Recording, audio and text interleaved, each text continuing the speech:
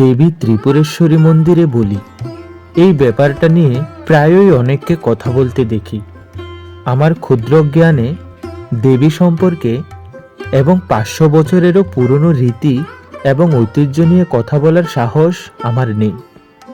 তবে আমি মনে করি, যে দেবী ক্ষণে ক্ষণে জন্ম দেয় এবং গ্রাস করেন, তার কাছে জন্ম মৃত্যু কিছুই নেই। জগতে যোগ যেমন আছে, বিয়োগও তেমন আছে। যদি দেবী এক হাতে আমাদের কাঙ্ক্ষিত ফল প্রদান করে থাকেন, তাহলে তিনি অন্য হাতে নিতেও পারেন।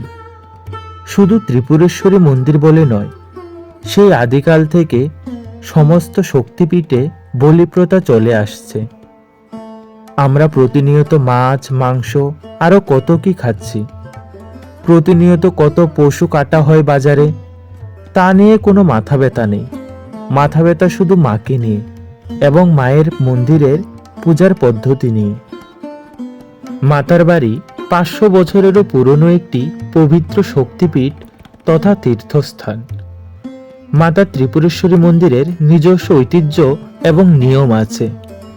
যদি আপনাদের ব্যক্তিগতভাবে তা পছন্দ না হয়, তাহলে বলি দেখবেন না, মন্দিরে যান, মাকে দর্শন করুন, প্রণাম করুন, কিন্তু 100 বছরেরও ঐতিহ্যকে ভুল বলতে পারেন না।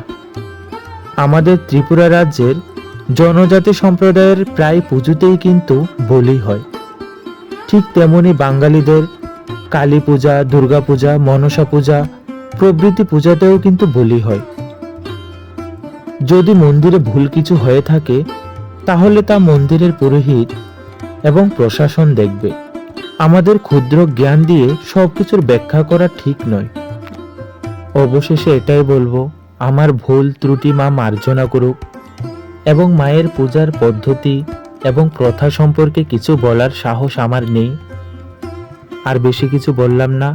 অবশ্যই তোমরা বলবে যে মায়ের এই রূপের ছবিটি তোমাদের কেমন লেগেছে।